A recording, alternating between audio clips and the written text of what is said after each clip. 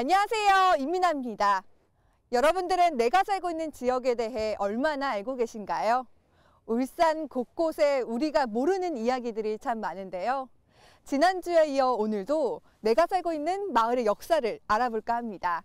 그중 병영동을 찾아가 볼까 하는데요. 병영동의 역사는 어떨까요? 지금부터 저와 함께 가보시죠.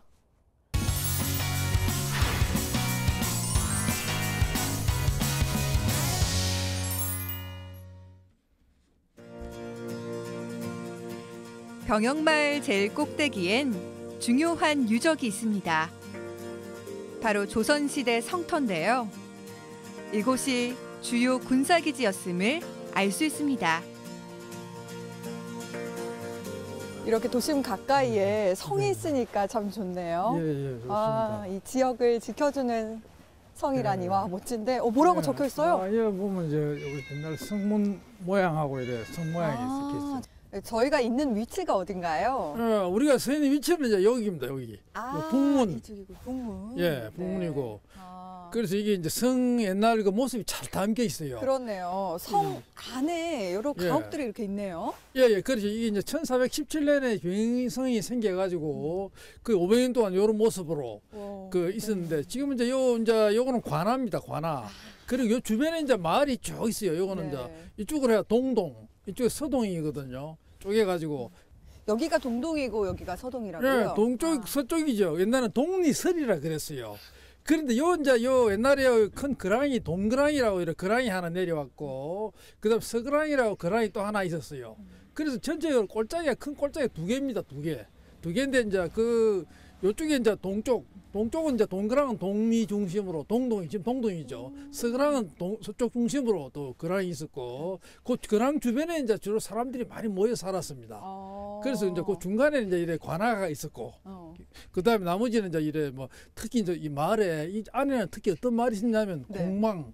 이 공방이라고 있잖아요. 여러 가지 도구 만들고 칼 만들고. 공방이요? 예. 그다음에 여러 가지 뭐 군사 무기도 만들고 이런 곳이 수십 곳이 있었어요. 재밌네요. 이게 이제 외정 시대까지 남아 있었거든요. 병영동뿐 아니라 동동과 서동의 명칭도 바로 병영성 때문에 유래됐다는 사실. 오늘 알았습니다. 병영성에 속한 고을도 30개나 된다고 하니 대단하죠? 여기에 속한 마을이 경상좌도의 30개 마을. 30개 군이 속했어요. 군이 속하고 이제 그다음에 또 중요한 게 2만 명 군사를 관리를 했어요. 2만 명. 그렇게나 많이요? 예, 왜냐하면 30개 고을에 있는 모든 장정들이 이제 소속이 됐습니다. 그래서 규모가 꽤 큰 동네였겠네요. 예, 근데 그 2만 명이 모여 있었던 건 아니고 이제 그 봉족이라고 그래요. 그분들 이제 그러니까 소속만 돼 있었고 일부 차출이 돼 와서 여기서 근무를 했습니다. 많을 때는 1000명, 보통 적을 때는 한 200~300명 정도. 항상 특히 이제 더 중요한 게 별이군이라고 그래요. 말을 타는 군인들. 그렇죠. 네. 그 말을 타는 군인들이 한 200명 정도가 이제 항상 준비가 돼 있었고, 그 다음에 조총. 칼 총 쏘는 또 그 군사들이 한 100명 정도 별무사라고 그래가지고 그 군사들이 항상 대기를 하고 있었고 그래서 굉장히 이제 군사적으로 요새입니다. 요새. 경상좌도 30개 고을의 중심 관청이 있던 자리. 바로 병영초등학교 터에 관아가 있었습니다. 이 일대가 바로 군사시설이 즐비한 군사 요새였다는 사실도 오늘 알았는데요. 예전으로 말하면 이 병영성 안을 저희가 걷고 있는 거네요. 지금 저희가 걷고 있는 이 위치는 어디쯤이에요? 여기는 이제 우리가 군영대로입니다. 군영 앞에 대로고 지금 바로 앞에 이쪽이 이제 우리 이제 군영 경상좌도 병마절도사 영이고 그리고 여기 보시면 하마비가 있습니다. 하마비 그죠? 보이죠, 그죠? 그래 저 하마비는 그러니까 보면 토포사 이하 개 하마라 이렇게 돼 있잖아요. 무슨 의미죠? 이게 무슨 의미냐면 이 토포사라는 건 쥐를 잡으러 오는 사람. 그러니까 중앙에서 이제 어금부나 뭐 이런 왕이 막 그럼 절도사 잡아온나 이러면 이제 그 잡으러 오는 사람 말 타고 오죠. 막 잡으러 오는 사람은 여기서 이제 말을 내릴 필요가 없잖아요. 그 사람 잡으러 오는데 그 사람은 제외한 나머지 그 처음 다 뭐 의사고 뭐 다 내려야 돼. 뭐 와서 이래 뭐 내려서 걸어 올라오느라 네. 이래서 위험을 이제 보기 위한 말 표시 이제 그런 비석입니다. 오늘날로 치면 총사령관이 직무하던 사령부가 있었으니 그 위세가 대단한 건 당연하겠죠.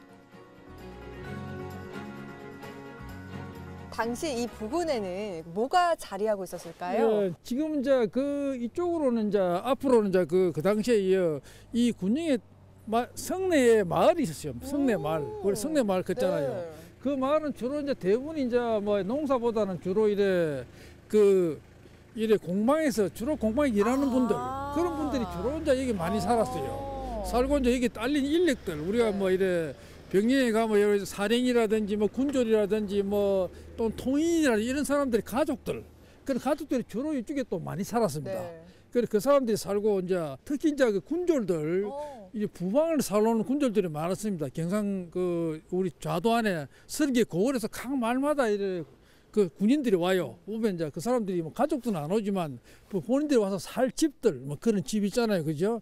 쭉 이쪽에 살고 이제 울산 도읍하고는 좀 달라 분위기가 달라요. 그건 선비 고을이고, 여기는 이제 그 이제 이래 무관들 또는 이제 이래 뭐 군대 무기를 만든다든지 뭐 그런 하나의 그 좀 어떻게 보면 살림을 하면서도 이래 뭐 군인다운 그런 그 아주 엄한 그런 분위기였어요.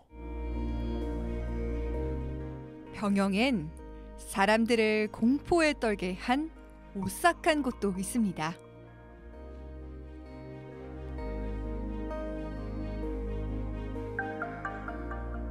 저희가 있는 이곳이 어디죠? 여기가 이제 외솔 최인배 선생님 기념관 앞입니다. 여기 기념관 그렇죠. 돼 있잖아요, 네. 그죠? 그래서 저기 옛날에 이제 외솔 최인배 선생님 자택인데, 네. 그런데 그 지금 여기는 지금 우리가 쓰는 곳은 이제 또랑 가운데입니다. 동그란 가운데. 하천이 그럼 지나가던 자리였어요. 예, 하천이 보면 저 맨홀도 보이는데 하천이 저 길을 따라 내려와가지고 이쪽으로 내려가서 아래쪽으로 내려갔지요. 그래서 보면 지금 우리가 요 왼쪽에 저쪽은 이제 동문입니다. 병영성 동문. 동문이니까 이 동문을 옛날에는 이래 그 동문 성문에 기와집 같은 게 보였어요. 누가 이게 보였는데 지금은 없습니다만. 그렇게 여기서 이제 보면 이제 서쪽은 우리가 이제 저 병정교회가 보이잖아요. 그렇네요. 제 자리가 옛날에 저 경상 좌병령 감옥 자리입니다. 감옥. 예, 옥샘 같은 거, 옥샘이라고 그러잖아요. 옛날에 감옥소. 그 죄수들 가두는 곳이 바로 저곳입니다. 요것이 있는 곳이 근심다리라 그래요. 근심다리. 근심다리 왜 근심이냐? 왜? 그러니까 이제 항상 여기서 사람들이 갈 때 이래 돌아본다는 거지.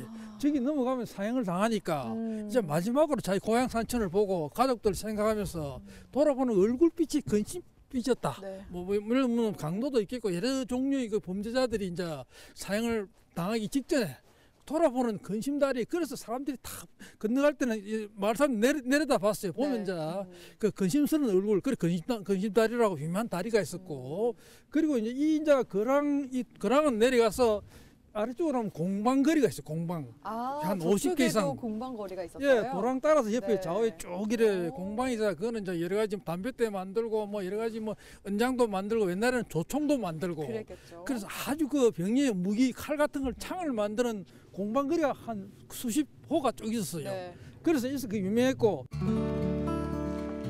창과 칼 같은 군수 물자들도 이곳에서 직접 만들었는데요.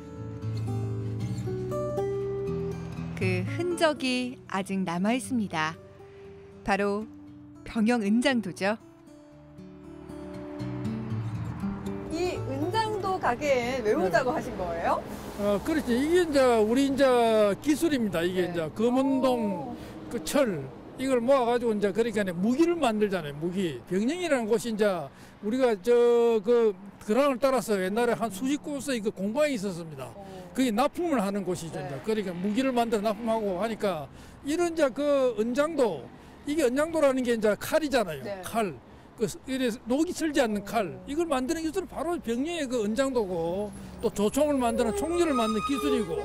그래서 그 당시에 그 병영에서는 이것뿐만 아니라 화약도 만들었어요. 화약, 염초로 가지고 이제 유황과 수출 담아가지고 화약도 만들고 그게 가장 중요한 겁니다.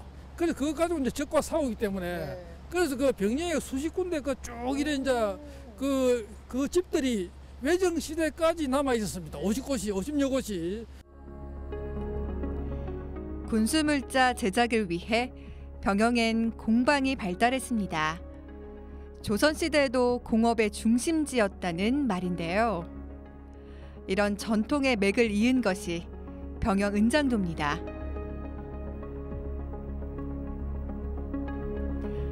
이제 왜 병영 은장도가 유명한지 아셨나요?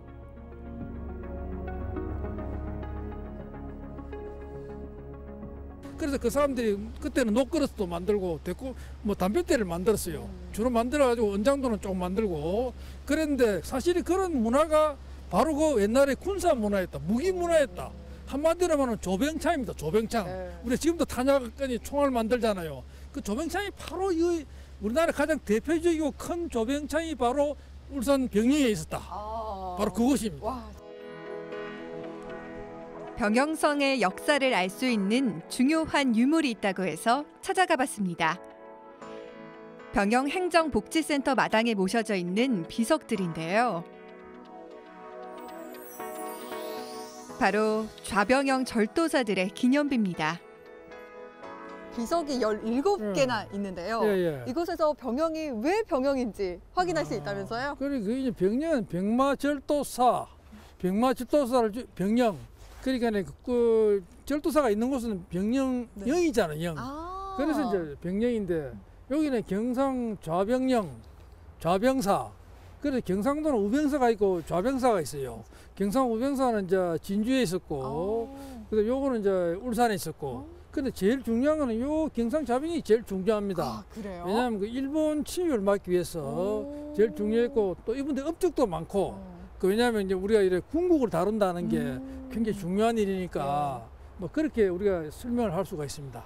그래서 그 뭐 이 중에 뭐 소개를 한다 그러면 이런 분 이은희 이제 병사는 이분이 굉장히 그 비석이 2개가 있어요. 여기도 있고 저기도 있는데 왜냐하면 이분이 굉장히 일을 많이 했습니다. 이분이 그 좌병영 그 성을 쌓았어요. 그 성을 그래서 성을 이제 수축을 해가지고 새로 쌓아가지고 그 장시와 이제 그 뭐 여러 가지 샘을 안에 넣고 이런 작업을 했고 그게 최근에 발굴이 됐고 또 이분은 이제 그 굉장히 이래 무인으로서 활 쏘는 솜씨가 좋아가지고 그 직부 전시에서 통과가 된 분인데 능력이 있는 분이었습니다. 그래서 이분이 참 훌륭하신 분이라 할 수 있고. 공업도시로만 알려진 울산. 지난 600여 년간 이곳은 외적을 만든 최전방 군사요새였던 사실을 이 비석들이 말해주고 있습니다. 지난 역사는 병영 성터로, 비석으로, 병영이란 지명으로 남아 우리에게 교훈을 주고 있습니다.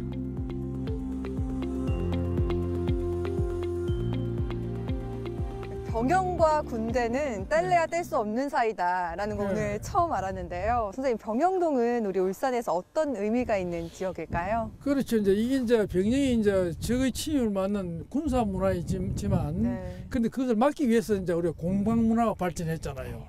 그래서 우리가 뭐 만들고 하는 제조업이거든요. 이런 문화는 우리가 저 울산의 미래를 여는 산업 문화로서 이렇게 연결이 되도록 해나갔으면 참 좋겠습니다. 네, 향토사학자 이양훈 선생님과 함께 병영동을 쭉 돌아본 하루였는데요. 병영동의 역사에 대해 알고 나니 지금까지 본 병영동의 모습과 아주 다르게 보였습니다. 이번 기회에 내가 살고 있는 지역의 역사에 대해 알아보는 시간 가져보시는 건 어떨까요?